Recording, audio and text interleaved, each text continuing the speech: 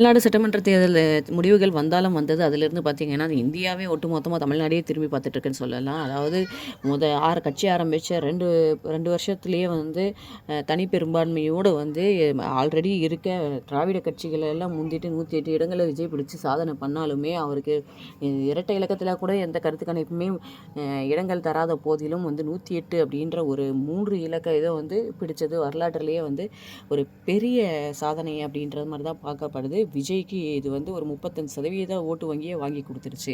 இதனால் வந்து ஆளுநர்கிட்ட நாங்கள் வந்து இது கோர்றோம், ஆட்சி அமைக்க அழைக்குமாறு போய் இவங்க கடிதம் கொடுத்தாங்க. ஆனால் ஆளுநர் முதல் முறை கூப்பிடலை. காரணம் என்ன சொன்னாங்கன்னா, நீங்கள் பர்சன்டேஜ் இதில் வச்சுக்கிட்டு நீங்கள் வந்து கேட்டீங்க.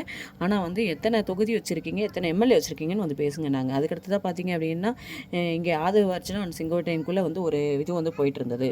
செங்கோட்டையன் கிட்டத்தட்ட திரைமறைவில் ஓரளவுக்கு ஒரு 30+ எம்எல்ஏ கிட்ட பேசி வச்சு அவருடைய இதை வந்து பண்ணும்போது வெண்ணெய் திரண்டு வர நேரத்தில் பானையை ஓடிச்ச மாதிரி நம்ம ஆதவர்ஜனா என்ன பண்ணார், காங்கிரஸை கூட்டியை வந்து இதில் சேர்த்துக்கிட்டாரு. இதனால தான் வந்து பிரச்சனை ஆரம்பிச்சது.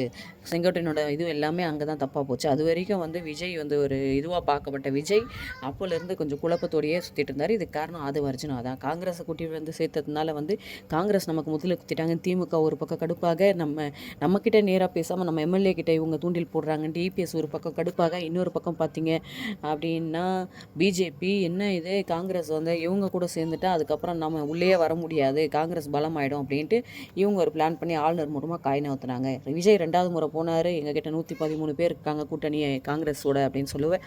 அவர் வந்து அதையும் அப்பவும் கூப்பிடல. காரணம் என்ன சொன்னார்னா, என்கிட்ட 108 பேர் இருக்காங்க, எங்கள் கட்சியில் தனி பெரும்பான்மையோட நாங்கள் எங்களை அலைங்கன்னு சொல்லியிருக்கணும், ஆனால் அவர் சொல்லலை அப்படின்ட்டு அந்த காரணத்தை சொல்லி கூப்பிடல. டிஜிபியை கூப்பிட்டு லெஃப்ட் ரைட் வாங்கிட்டார் ஆளுநர். எந்த இதில் வந்து அவருக்கு வந்து ஸ்பெஷல் ப்ரொடெக்ஷன் கான்வாயெல்லாம் கொடுத்தீங்க அப்படின்ட்டு. இதில் என்னென்னா எதிர்பாராத திருப்பமாக தாவைக்கா உள்ளே வந்துரும்ன்ட்டு திராவிட கட்சிகள் ரெண்டும் அண்ணந்தம்பியாக மாறிட்டாங்க. இதுக்கு முன்னாடி பங்காளியாக சண்டை போட்டவங்க இப்போ அண்ணந்தம்பியாக மாறிட்டாங்க. இதில் இன்னொன்று நடந்தது என்ன அப்படின்னா, எம்எல்ஏகளோட இன்றைக்கி நடந்த ஆலோசனை கூட்டத்தில் பார்த்தீங்க அப்படின்னா, திமுக சட்டமன்ற குழு தலைவர் தேர்வு உள்ளிட்டவை குறித்து ஆலோசனை பண்ணியிருக்காங்க. தற்போதைய அரசியல் சூழல் கொடுத்தும் ஆலோசனை பண்ணதாக சொல்லப்படுறாங்க. அதாவது கட்சியுடைய நலனுக்காக நம்ம என்ன முடிவு எடுத்தாலும் எல்லாரும் கட்டுப்படணும் அப்படின்னு சொல்லியிருக்காங்க. இன்னொரு பக்கம் பார்த்தீங்கன்னா, நாங்கள் 2 முறை போயிட்டு ஆட்சி அமைக்கிறதுக்கு கூப்பிட சொன்னாலும் இவங்க கூப்பிடலன்ட்டு உச்சநீதிமன்றத்தை நாட போகிறாங்க. இன்னொரு பக்கம் பார்த்தீங்கன்னா, எல்லா கட்சி தலைவர்களிட்டையும் நிர்மல்குமார் வந்து நேரடியாக போய் ஆதரவு கொடுங்கன்றாங்க. இன்னொரு பக்கம் பார்த்தீங்கன்னா, சிவி சண்முகம் புதுச்சேரியிலேருந்து டெல்லி பயணம், அவருடைய எம்பி பதவியை ராஜினாமா செய்கிறது. இன்னொரு பக்கம் பார்த்தீங்கன்னா, எல்லாரும் வந்து விஜய்க்கு பதவி ஏற்கிறதுக்கு ஆளுநர் கூப்பிடணுன்ட்டு ஒரு பக்கம் ப்ரெஷர். இன்னொரு பக்கம் அவங்க பனையூரில் ஒரு மீட்டிங்கை போட, இந்த பக்கம் திமுக மீட்டிங்கை போட, புதுச்சேரியில் எடப்பாடி அங்கே ஒரு மீட்டிங்கை போட அப்படின்னு பரபரப்பாகவே இன்றைக்கி நாள் போயிட்டு இருந்தது. அதே போல் நிர்வாக நிலைமைகளை ஆராய்ந்து அவசர முடிவு எடுக்கிறதுக்கு அதிகாரத்தை வந்து எல்லாருமே இவங்களுக்கு ஸ்டாலின் கொடுத்துட்டாங்க.